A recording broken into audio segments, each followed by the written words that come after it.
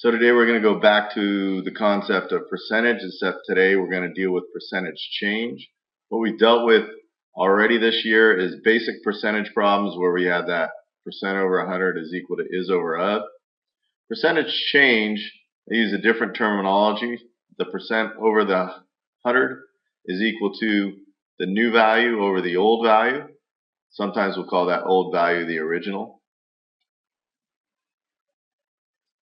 Or the percent over the 100 is equal to the part over the whole. Now I'm going to diverge a little bit from the way the book teaches this. If you'd like to read through the book, do it the way they suggest, knock yourself out. I kind of like this other way.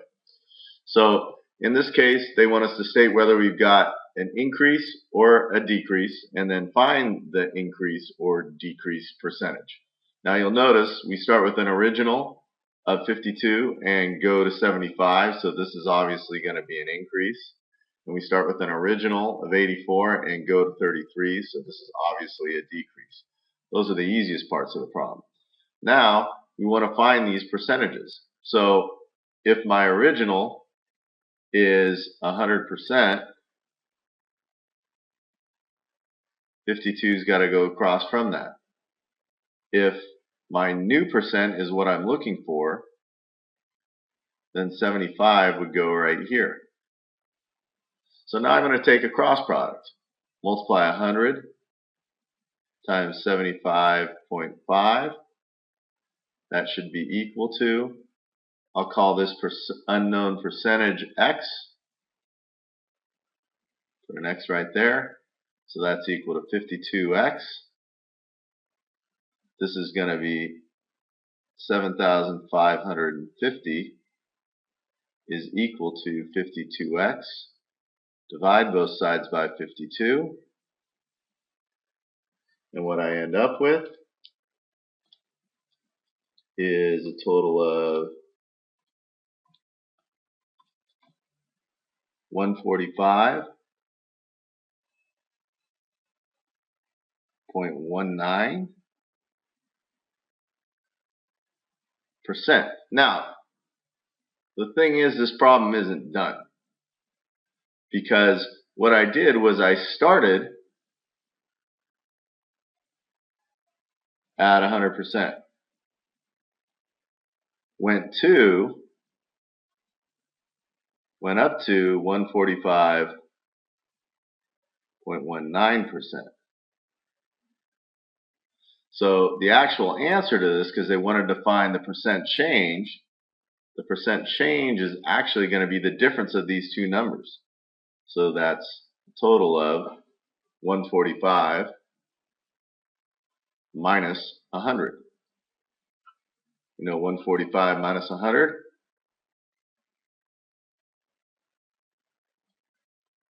is going to be a 45.19 increase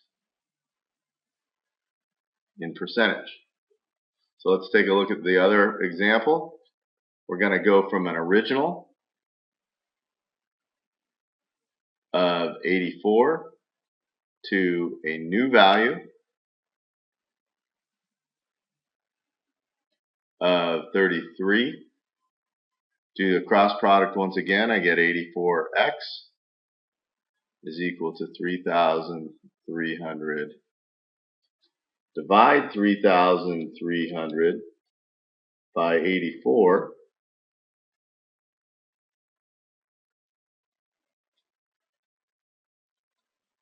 And I end up with 39.8%. Again, this problem is not done because we started at 100 and we went to 39%. So if I take the difference of these two, I get my percent change. So I go 100 minus 39.28, and I get a 60.72% change. And let's just look at both of these.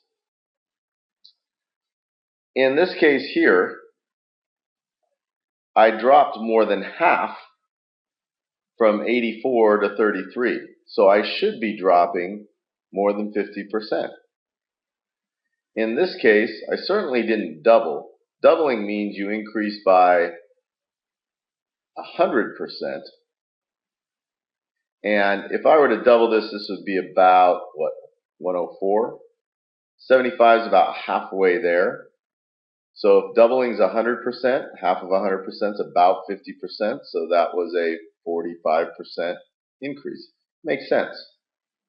You've got to kind of look at your answers in the end and ask yourself, does it make sense?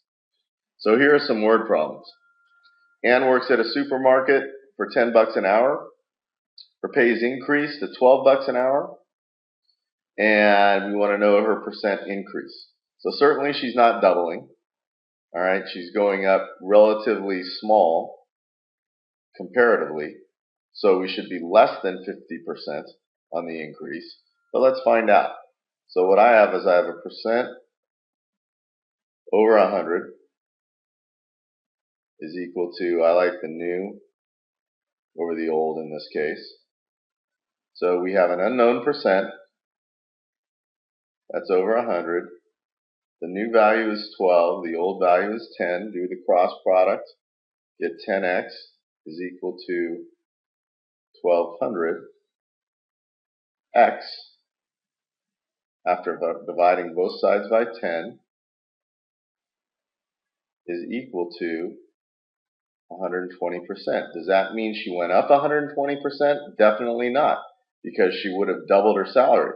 I went from 100 to 120%.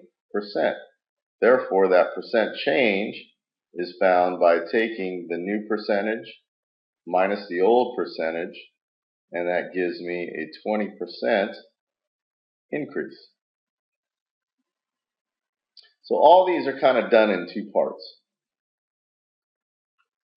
In the cases that we've done up to this point, those two parts have all happened. The second part's always happened at the very end. We get an answer for x, and then we take and do a subtraction and get our final answer for the problem. Let's see if that continues.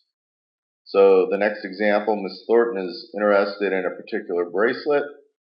Its original price is 60 bucks. Its current price is 45, so it's on sale, and we want to know the percent decrease. This looks like a similar problem. We'll take, again, the new over old concept, so the percent over 100 is equal to the new rate, or the new value, over the old value. And what we'll notice is we have 4,500 is equal to 60x. We're going to take 4,500 and divide it by 60.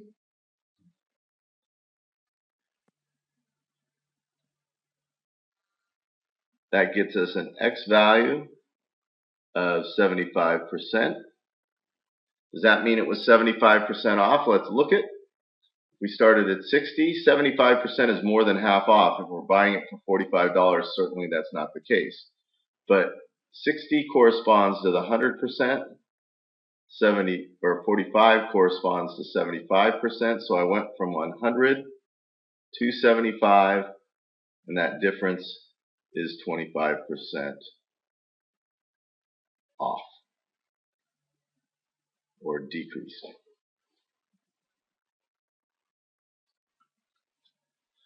Alright, so here's a little twist. Jack sees a sticker price on a CD of $12.99. If the tax on the item is 9.25%, what's he end up paying for the CD? There's a couple of ways to do this. I like doing it a little bit different than you might be used to, but I say the original price of my CD is at 100%, and I call that the $12.99. Now, when they charge me tax, they're charging me more than the original when I walk out the door. How much more? 9% more than the original. If the original were 100%, then I have 109.25 as my increased percentage. And then I'm going to find my new value here. So this is kind of like the first part of the problem. The second part's going to solve, and then it should make sense when I'm done, because I've already done the first part, which is adjust the increase or decrease. So let's multiply 109.25 times 12.99. That should equal 100x. In doing these multiplications, I get 1,419.15 is equal to 100x. I'm going to divide both sides by 100.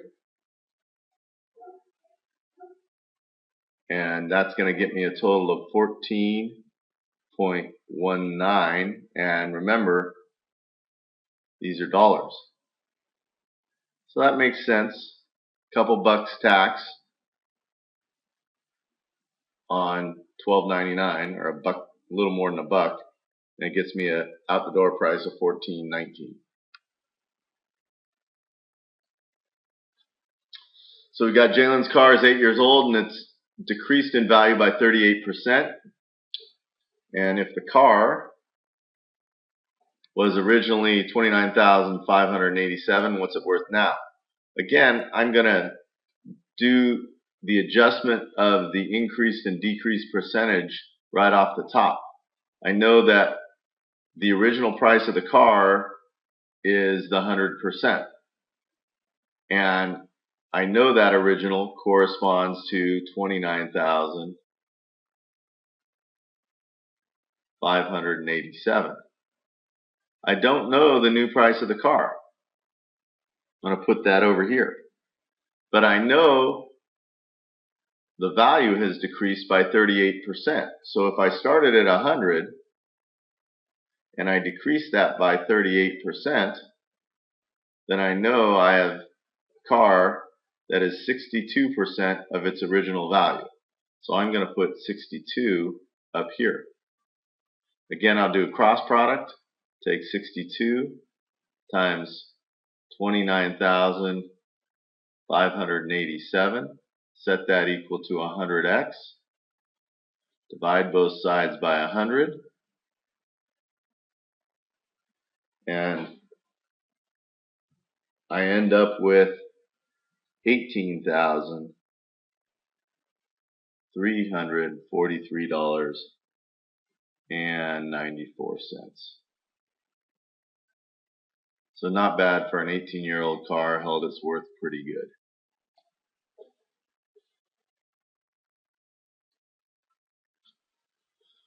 So let's look at the next example. You go to a sporting event, expect to pay a lot more for food.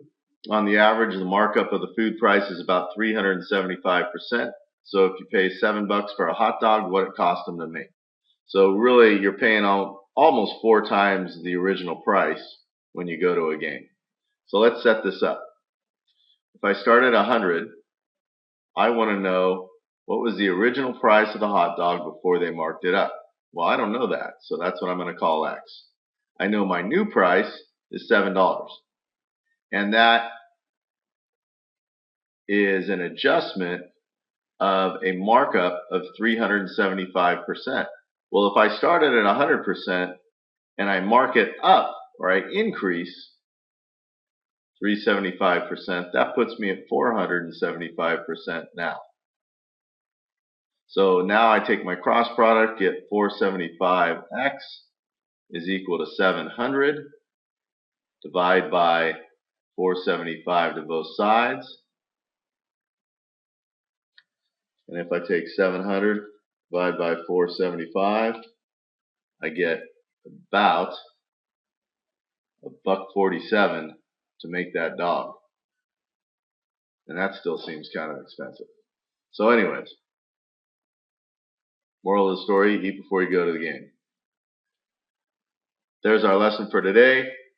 Write out your summary. If you would, do these problems and put the answers in the form below. See you tomorrow.